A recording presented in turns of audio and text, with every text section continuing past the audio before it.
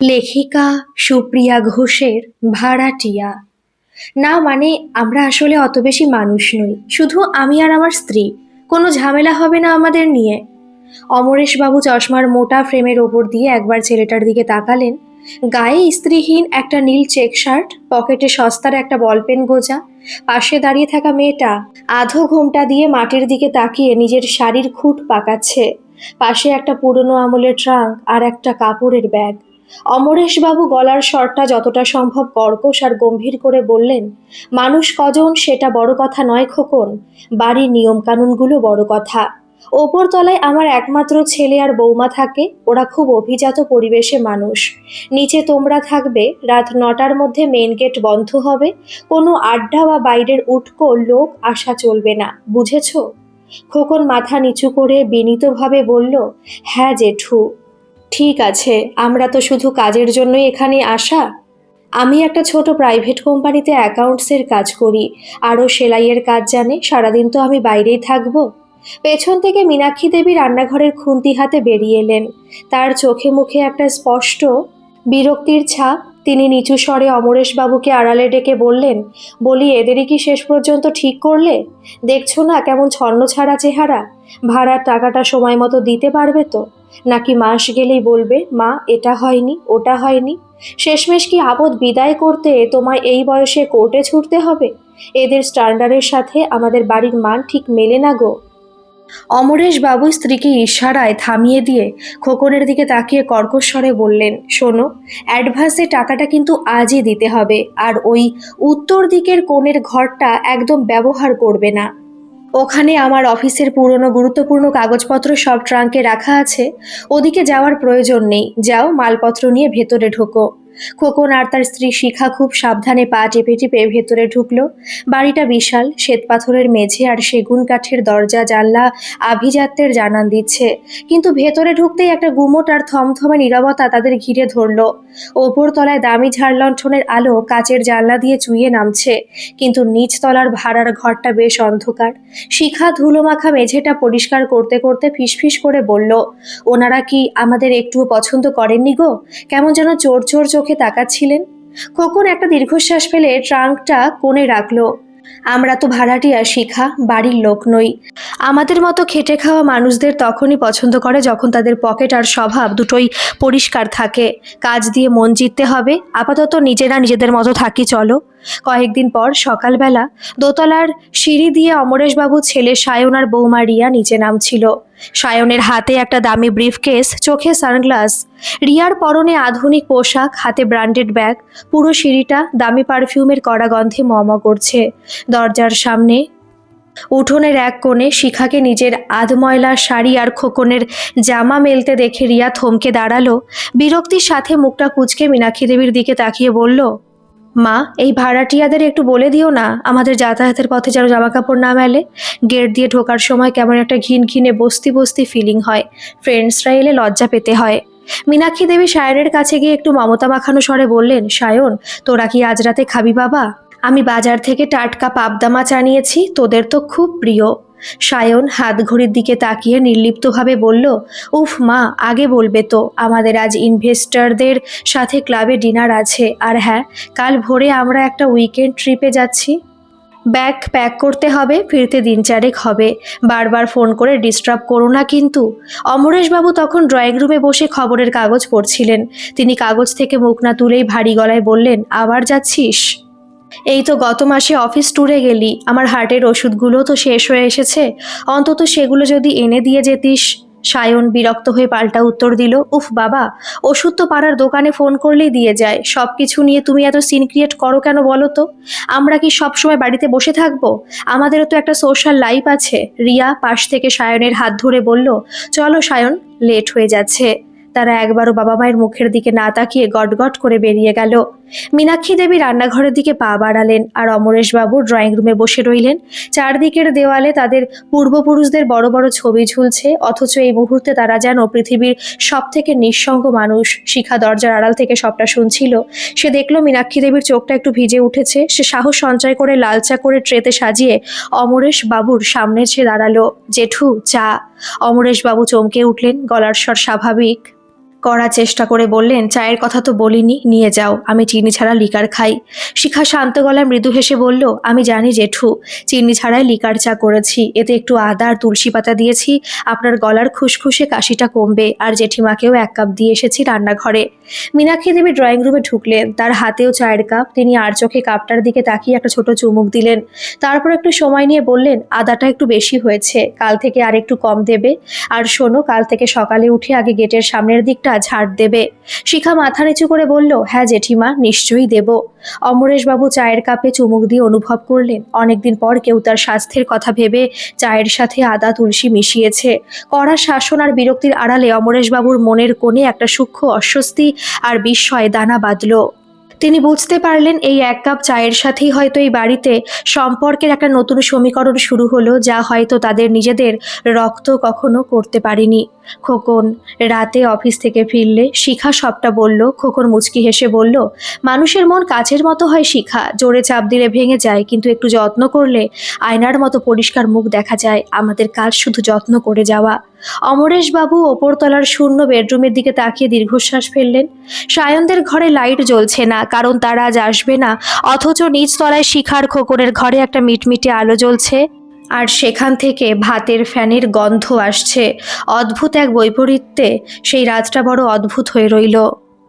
মাস 6 কেটে গেছে। অমরেশবাবুর বাড়ির অন্তর্মহলে এখন এক অদ্ভুত নিস্তব্ধতা বিরাজ করে। দোতলার ঝলমলে আলো এখন আর আগের মতো জ্বলে না। সায়ন আর রিয়ার মধ্যে অশান্তিটা এখন আর 4 দেওয়ালের মাঝে আটকে নেই। মাঝে মধ্যেই তা চিৎকার হয়ে সিঁড়ি দিয়ে নিচে নেমে আসে। মীনাক্ষী দেবী বৌমাকে অন্য কিছু বললেই রিয়া যেন তেলে বেগুনে জ্বলে ওঠে।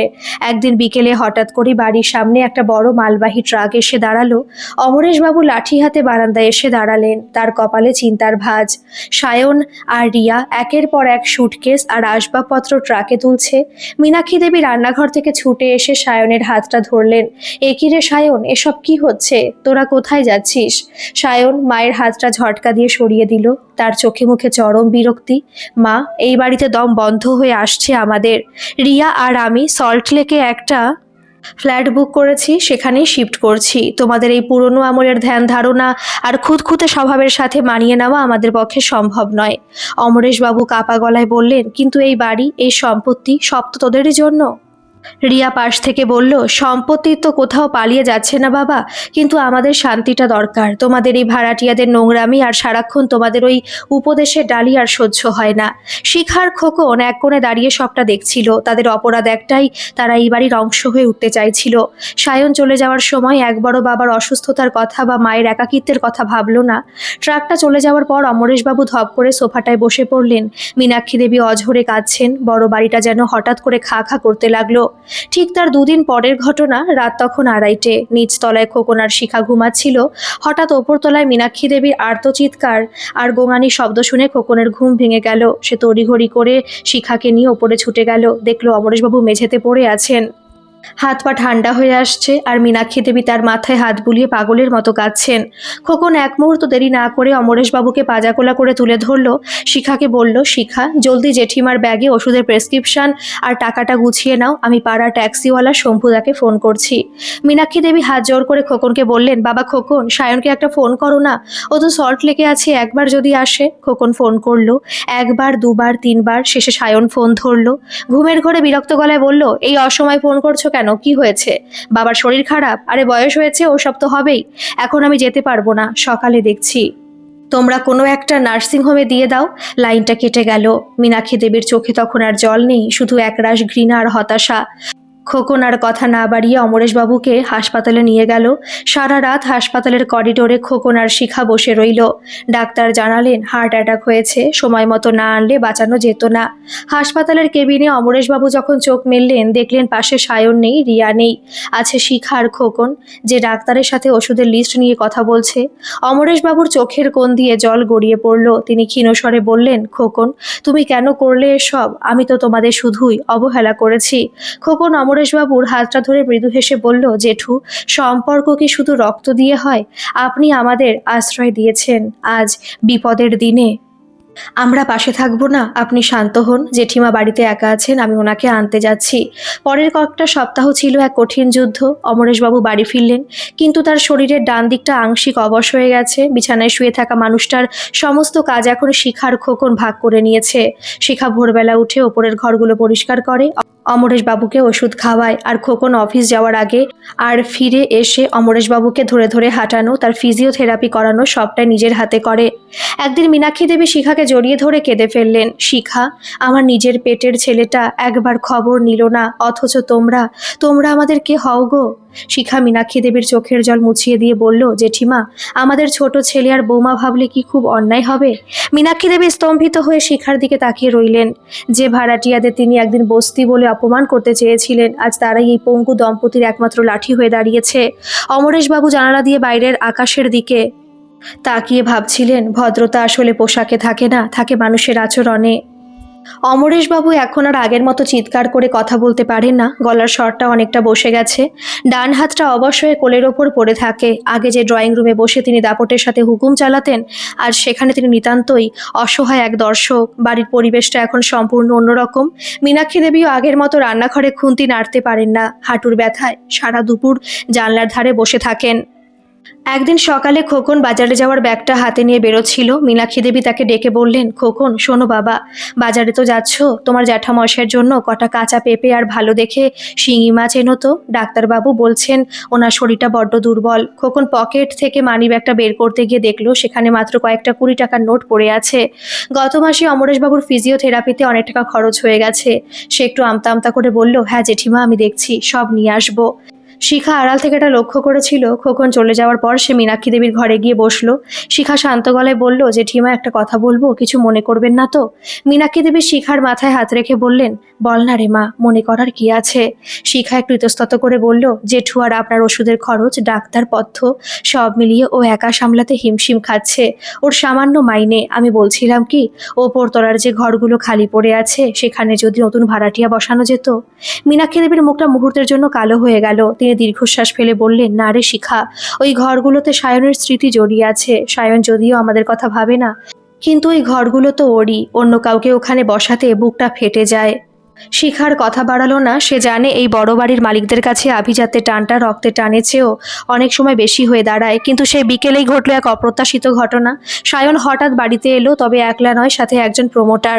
সায়ন সোজা অমরেশবাবুর ঘরে ঢুকে পড়লো। অমরেশবাবু তখন বিছানায় আধশোয়া হয়ে শিখার হাতে মুড়ি খাচ্ছিলেন।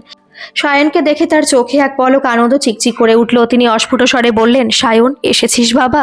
সায়ন একবারও জিজ্ঞেস করলো না, বাবা কেমন আছো? পকেট থেকে কয়েকটা স্ট্যাম্প পেপার বের করে টেবিলের ওপর রাখলো। সে কর্কশ স্বরে বলল, বাবা, এই বাড়িতে পড়ে থেকে তোমাদের আর কষ্ট করার দরকার নেই। এই প্রমোটার বাবু এসেছেন, উনি মোটা টাকা দেবেন। আমরা এই পুরনো বাড়িটা ভেঙে এখানে বড় অ্যাপার্টমেন্ট করব। তোমাদের জন্য আমি সল্ট লেকে একটা ছোট ফ্ল্যাট দেখে রেখেছি, ওখানে তোমরা শান্তিতে থাকবে।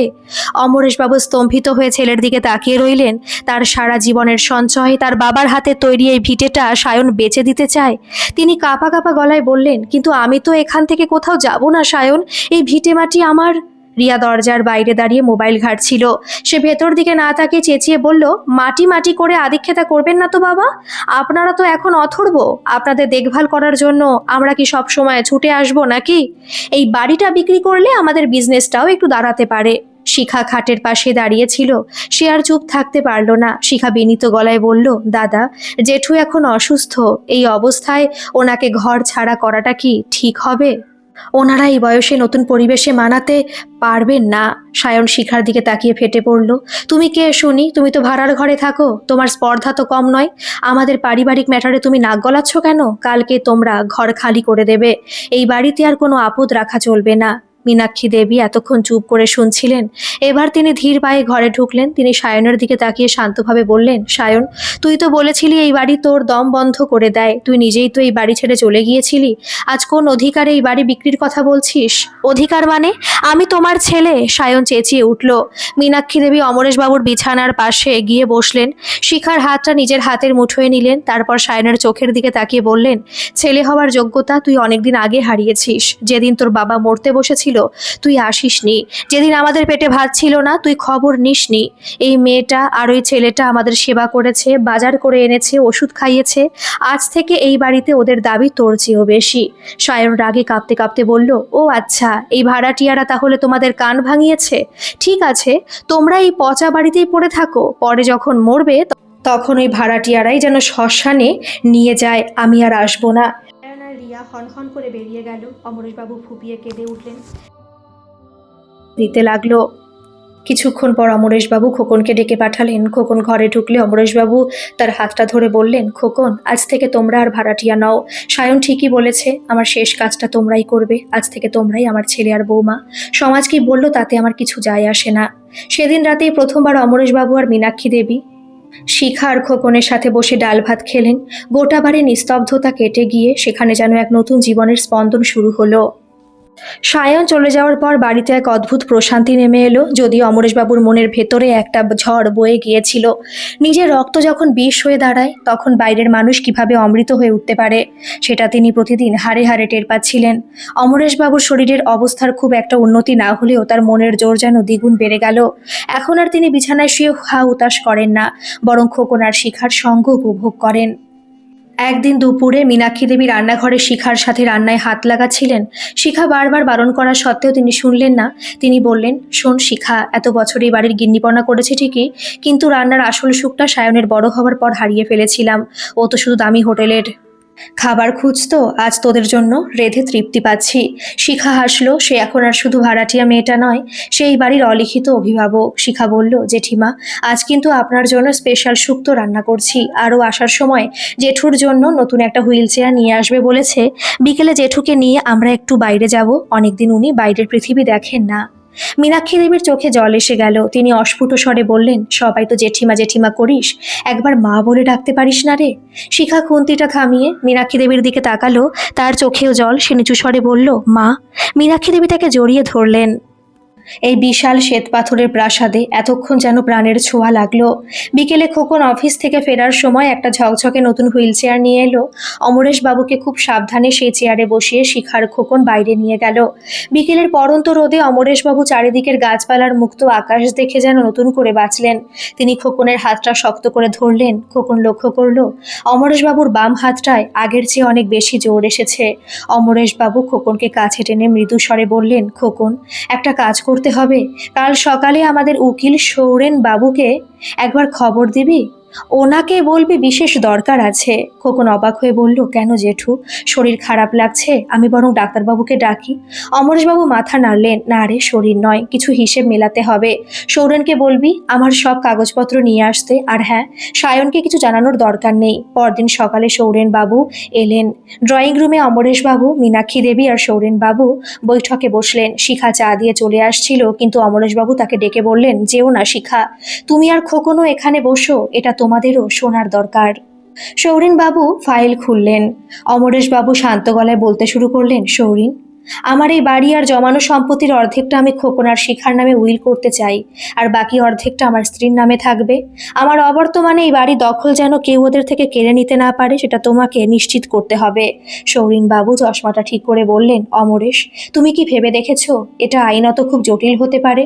তোমার ছেলেও তো দাবি জানাবে। অমরেশ বাবু টেবিল চাপড়ে বললেন, ছেলে? যে ছেলে তার বাবার মুমূর্ষু অবস্থায় সম্পত্তি লিখে নিতে আসে, সে ছেলে নয়, সে শকুন।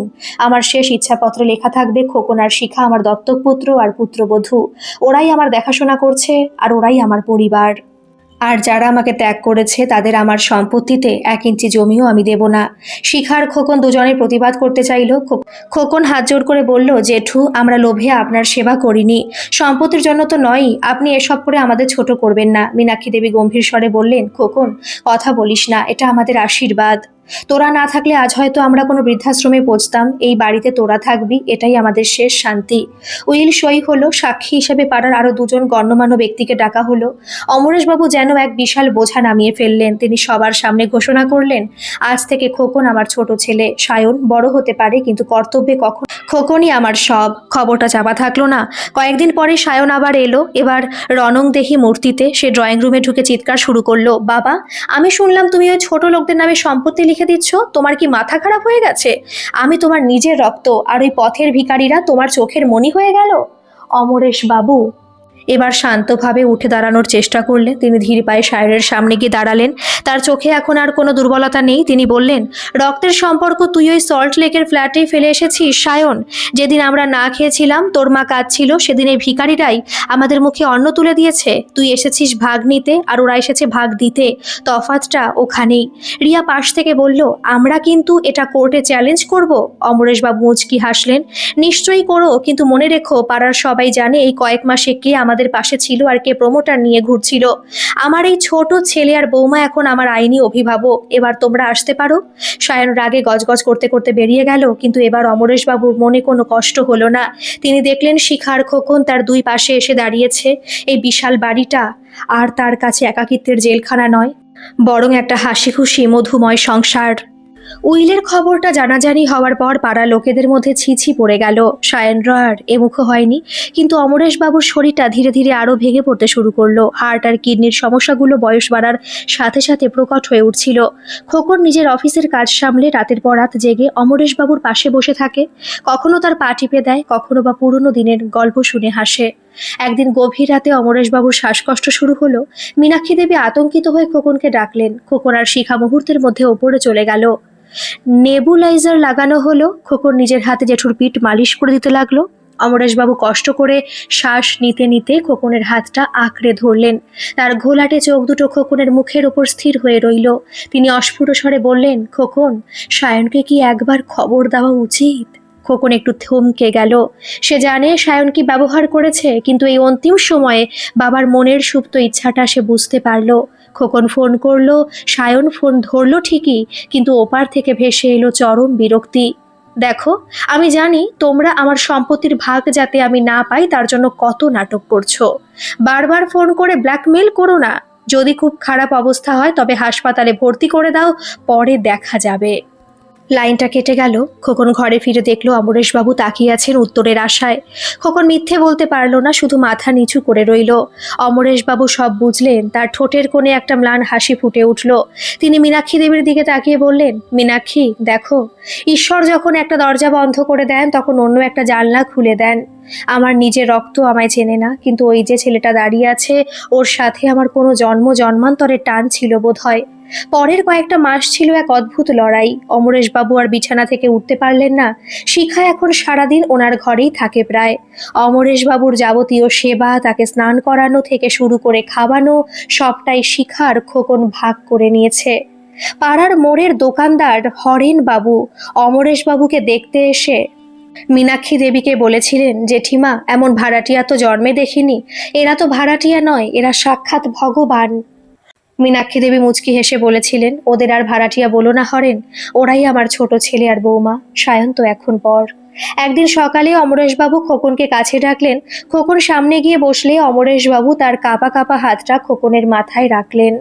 বললেন, খোকন, আজ আমার মনটা খুব হালকা লাগছে। আমি কাল রাতে স্বপ্নে দেখলাম আমি সেই ছোটবেলার ভিটেতে খেলছি। শোন, এই বাড়িটা যেন কোনোদিন হাতছাড়া না হয়।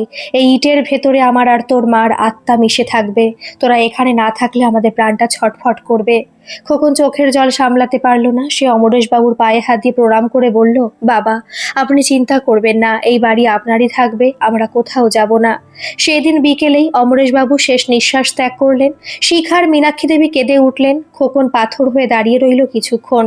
তারপর সে সায়নকে খবর দিল। সায়ন এলো, তবে কোনো শোক প্রকাশ করার জন্য নয়, বরং বাড়ির চাবি আর উইল নিয়ে তর্ক করতে।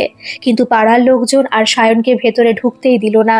হরেনবাবু সায়নকে সোজাসুজি বলে দিলেন, নিজের বাবার সেবা যখন করনি তখন মুখাগ্নি করার অধিকারও তোমার নেই। খোকনই সব করবে। শ্মশান থেকে ফেরার পর বাড়িটা কেমন যেন ফাঁকা হয়ে গেল। মীনাক্ষী দেবী একা একা অন্ধকার ঘরে বসে থাকেন। শিখা গিয়ে ওনার কোলে মাথা রাখলো। মীনাক্ষী দেবী শিখার চুলে হাত বুলিয়ে বললেন, শিখা, কাল থেকে ওপরতলার ঘরগুলো সব খুলে দিস। তোরা এখন থেকে ওখানেই থাকবি। খোকনকে বলিস নিচতলাটা যেন ভাড়া দিয়ে দেয়। ওর একার মাইনেতে সংসার চালানো দায় হবে। আর হ্যাঁ, খোকনকে বলবি অফিসের পর যেন একটু তাড়াতাড়ি ফেরে, আমি বড় একা বোধ করি। শিখা উঠে বসে মীনাক্ষী দেবীর চোখের জল মুছিয়ে দিল। সে হাসি মুখে বলল, মা, আপনি একা কোথায়, আমরা তো আছি। আর ওপর তলায় তো আমরা যাবই না, নিচে আমরা সবাই একসাথে থাকবো। বড় ঘরটা আপনার আর পাশের ঘরটা আমাদের। ওপর তলায় ঘরগুলোই বরং ভাড়াটে বসিয়ে দেব, ওখানকার টাকা দিয়ে বাড়ির মেরামতি হবে। কয়েক বছর কেটে গেছে, আজ অমরেশ বাবুর বাড়িটার বড়লোক বাড়ি নেই, ওটা এখন একটা সংসার। মীনাক্ষী দেবী এখন লাঠি হাতে সারা বাড়ি ঘুরে বেড়ান। বিকেল হলে মীনাক্ষী দেবী খোকনের একমাত্র মেয়ে ছোট্ট নাতনিকে নিয়ে গল্প বলতে বসেন। জানিস তো মা, তোর দাদু ছিল খুব কড়া মানুষ, কিন্তু বড় মনের মানুষ। এখন পাড়ার সবাই এই বাড়িটাকে অমরেশ স্মৃতি বলে চেনে। গেটের সামনে বড় করে লেখা আছে, এখানে সম্পর্কের কোনো মাপকাঠি নেই, এখানে ভালোবাসাটাই একমাত্র পরিচয়। সায়নরা হয়তো অনেক সম্পত্তির মালিক হয়েছে, কিন্তু এই বাড়ির ছাদের নিচে খোকন আর শিখা যে স্বর্গ গড়ে তুলেছে, সেই ঐশ্বর্য পৃথিবীর কোনো ব্যাংকে জমা রাখা যায় না। রক্ত না হয়েও যে রক্তের চেয়ে আপন হওয়া যায়, এই মধ্যবিত্ত পরিবারের গল্পটা আজ সেই সাক্ষী দিয়ে চলেছে। গল্পটি কেমন লাগলো অবশ্যই কমেন্ট করে জানাবেন, আর ভালো লাগলে একটা সাবস্ক্রাইব করে আমার পাশে থাকবেন। ধন্যবাদ।